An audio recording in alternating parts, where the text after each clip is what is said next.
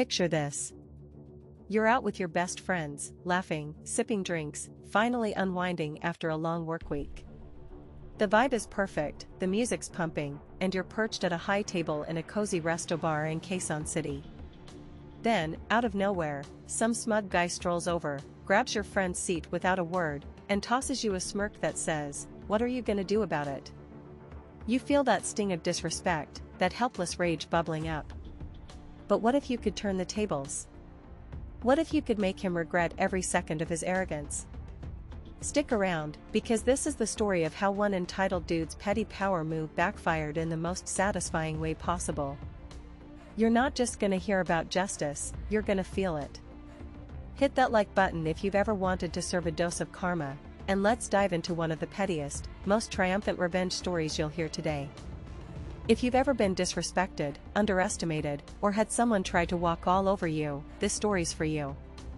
It's about standing up for what's right, reclaiming your power, and delivering justice that feels so good. If that sounds like your kind of vibe, smash that like button, hit subscribe, and ring the bell so you never miss a story like this. Oh, and drop a comment below. Have you ever gotten revenge that left you grinning for days? Share it with us, because this one's gonna leave you cheering. Let's get into it, a night at a resto bar that started with a stolen seat and ended with a masterclass in petty payback.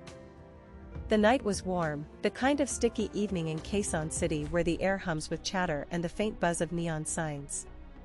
Inside this small resto bar, the atmosphere was alive. The place was packed, a kaleidoscope of laughter, clinking glasses, and the low thrum of lo-fi beats spilling from the speakers. My friends and I, 4 of us, all women in our late 20s, had snagged a high table near the bar, the kind with those tall, wobbly bar stools that make you feel like you're royalty overlooking the crowd. We were decompressing after a brutal workweek, our heels kicked off under the table, our drinks sweating onto coasters. There was me, Anna, the planner of our girls' night. Liza, the loud one who could make anyone laugh. Sarah, the quiet observer with a wicked streak. And Mia, the one who always had a story to tell.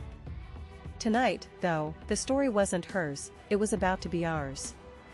We'd been there for about an hour, our table a little island of joy in the chaos. Mia had just launched into a hilarious rant about her boss when she excused herself to the restroom. Her stool sat empty, her half-finished mojito glistening in the dim light. That's when he appeared. This guy was in his mid-30s, maybe, with a polo shirt buttoned one too many, a cloud of vape smoke trailing him like cheap cologne. His hair was slicked back, his smirk practically a permanent fixture. He moved with the kind of confidence that screams, "I own this place," even though he clearly didn't. His friends, his barcada, were a rowdy bunch at a nearby table, laughing too loudly, their voices cutting through the music. Without so much as a glance our way, he sauntered over, grabbed Mia's stool, and dragged it to his table with a screech that made my teeth clench. I felt my stomach twist, that familiar burn of injustice creeping up my chest. "Hey," I called out, loud enough to be heard over the chatter. "Someone's sitting there." He didn't even turn his head. Just shrugged, his shoulders rolling lazily as he plopped the stool down at his table.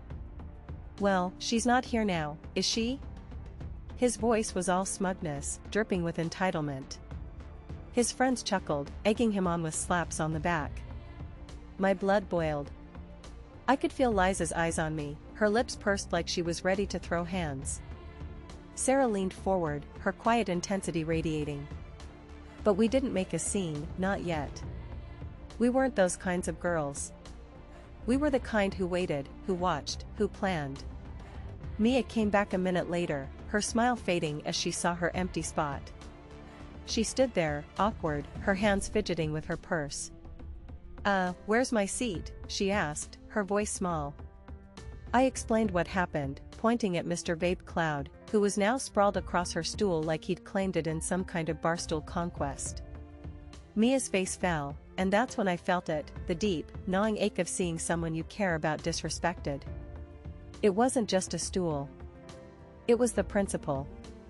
This guy thought he could walk over us, take what wasn't his, and get away with it because we were just a group of girls having a night out. He thought we were powerless. We tried to brush it off, to keep the vibe light for Mia's sake. Liza cracked a joke, and Sarah ordered another round of drinks. But every time I glanced over at that guy, laughing with his buddies, I felt my jaw tighten. He didn't even look our way. Not once. He didn't care that Mia was standing, her arms crossed, trying to act like it didn't bother her. But I could see it in her eyes, the sting of being dismissed, of being made to feel small. And I wasn't having it. 20 minutes passed, the tension at our table simmering like a pot about to boil over. Then, fate handed us an opportunity. Mr. Vape Cloud and his Barkada stood up, grabbing their vapes and heading outside for a smoke break. Their table was empty, their stools unguarded. My heart started pounding, a wild, reckless idea forming in my mind. I looked at Liza, who raised an eyebrow like she could read my thoughts. Sarah's lips twitched into a smirk. Mia, still standing, gave me a nod that said, "Do it." I slid off my stool, my pulse racing like I was about to pull off a heist. The bar was loud, the crowd a blur of faces, but all I could focus on was that stool, the one he'd stolen from Mia. I walked over, casual as could be, and grabbed it. The metal was cool under my fingers, the weight of it satisfying as I dragged it back to our table. Mia's eyes lit up as she sank into it, her smile returning like the sun breaking through clouds. But I wasn't done. I caught the eye of a server, a young woman with a sharp bob and a no-nonsense vibe. I waved her over, keeping my voice low. "Hey, that guy over there stole our friend's stool," I said, nodding toward his table. I just took it back. "Can you make sure he doesn't get another one?" Her eyes flicked to his table, then back to me. A knowing smile spread across her face. "Noted, ma'am," she said, her tone as smooth as glass. My heart was still racing, but now it was with excitement, not anger. I sipped my beer, the cold bitterness grounding me as I waited for the show to start. The moment he came back, I knew it was going to be good. Mr. Vape Cloud strutted in, his Barkada trailing behind, all of them laughing like they owned the night. Then he stopped dead in his tracks. His table was there, his friends were there, but his precious stool was gone. His head whipped around, his eyes narrowing as he scanned the bar.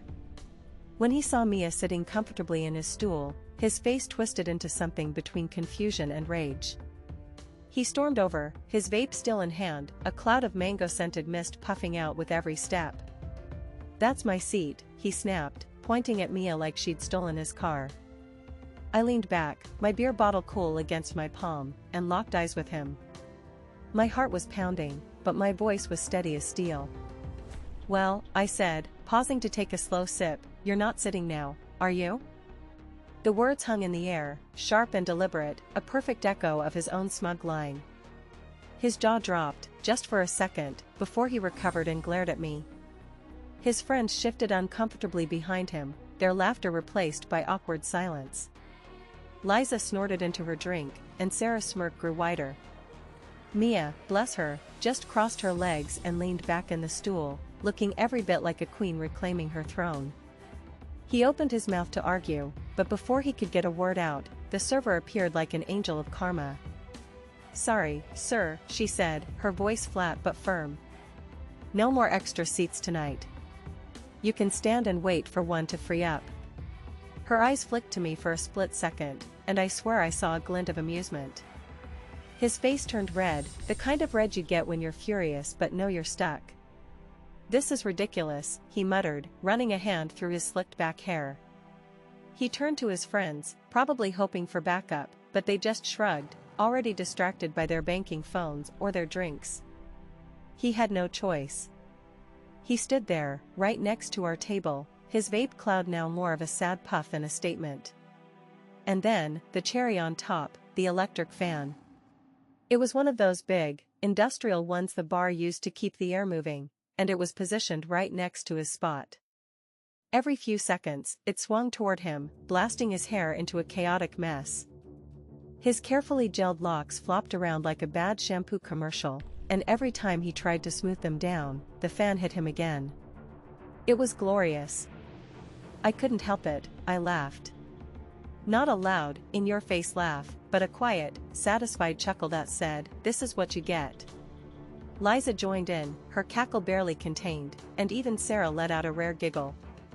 Mia, sitting comfortably in her reclaimed stool, raised her mojito in a silent toast. We didn't need to say a word. The look on his face, part fury, part humiliation, was everything we needed. For the rest of the night, he stood there, shifting from foot to foot, his ego as deflated as his hair. Every time the fan hit him, I felt a little jolt of triumph. He thought he could take what wasn't his, dismiss us, make us feel small. But we'd turned the tables, and it felt so good. Sometimes, the smallest acts of justice feel the biggest. That night, it wasn't just about a stool, it was about standing up to someone who thought they could walk over us. It was about showing that even the little guy, or in this case, a group of girls just trying to have a night out, can fight back. Karma doesn't always need to be grand. Sometimes, it's a stolen seat, a smug line thrown back in your face, and a fan that won't let you forget.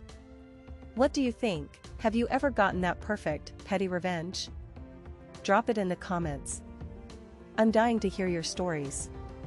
If this story made you cheer, laugh, or just feel that sweet rush of justice, smash that like button and tell us in the comments, what's the most satisfying revenge you've ever pulled off or witnessed? Subscribe and hit the bell so you never miss another story like this. We've got more tales of karma, payback, and epic comebacks coming your way. Thanks for watching, and I'll see you in the next one. Stay petty, stay powerful,